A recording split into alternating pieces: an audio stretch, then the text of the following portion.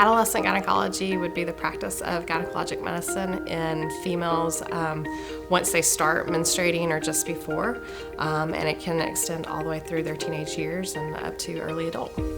Common visits and services that I see, especially for adolescents, are pelvic pain, painful periods, heavy periods. We do a lot of contraception and STD screening. And then for our older patients, routine pap smear services, breast exams, routine gynecologic services. I love Dr. Barrett because she caters to all the ages. She's very, very personable, very easy to talk to. I prefer a female when I am seeing an OB/GYN, and that's what really drew me to when I was looking, when my daughter was getting a little older, kind of transitioning from, the need to have, GYN care. I thought that would be a great fit for her as well. Personally, I really wasn't sure, what an OB, I knew what it was, obviously, but I wasn't really sure,